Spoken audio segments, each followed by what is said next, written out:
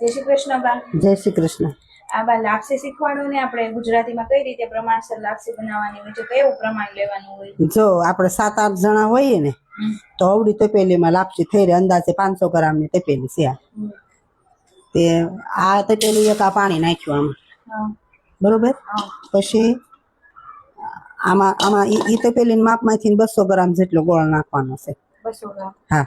500 ગ્રામ? હા, આમાં 200 ગ્રામ આ તપેલી છે ને 500 શેર પાણી હમાય છે. એટલે અડધો લીટર પાણીમાં 200 ગ્રામ ઉપર ગોળ નાખ્યો છે થોડોક, બરોબર. પછી એમાં નાખી દીધો છે ગોળ. અને આ છે ને 2 પાવડા તેલ પેલા આંધણમાં નાખી દેવાનું, 2 પાવડા. પછી એને ગેસ ફાસ કરીને ઉગાડવા દેવાનું છે. અને એને પછી ઢાંકી દેવાનું છે. પેલી પાણી મૂક્યું હતું, પછી ગોળ નાખ્યો તો ગોળનું પાણી ઘણું થાય, એટલે એટલો લોટ વધારે નાખવાનો. એટલે ઈ પાણી આપણે એટલું હતું અને આટલો લોટ વધારે નાખીએ, પછી એમાં આંધણ બળી જશે. આંધણ પાકવા દેવાનું તો લાપસી બહુ સૂટી હારી થાય છે.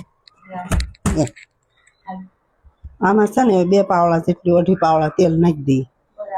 પછી આને એકદમ મિક્સ કરી દેવાનું. ગોળી ન રહેવી જોઈએ આમાં હથેળીમાં. હા, મોણ દઈ દેવાનું આ રીતે. પછી હવે આંધણ થાય ને ત્યાં સુધી ખમવાનું છે. ત્યાં લોટ તૈયાર કરી નાખવાનો. આવી રીતે જો ગોળવી ભાંગી નાખવાની બધી સરસ મજાનો મિક્સ. આવો બહુ મુઠિયા વાળી એવું તેલ નહીં નાખવાનું. પછી જેમ તમે આંધણ તરીકે પાકવા દો, આંધણ આપણે મૂક્યું હોય એથી સેજ આખો હેઠો ઉતરી જાવો છો. અને પછી એને વેણું ફેરવી.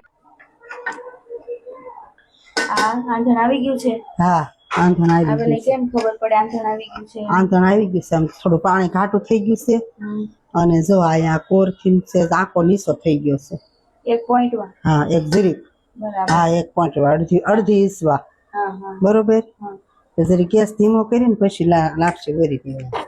એ પ્લાસ્ટિક ક્યાં તો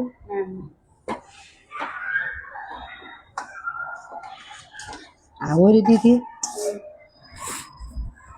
પછી એને આમ સરખી કરી દેવાય,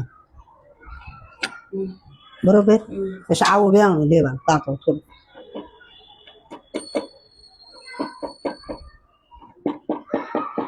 પાંચ ખાડા કરવાના.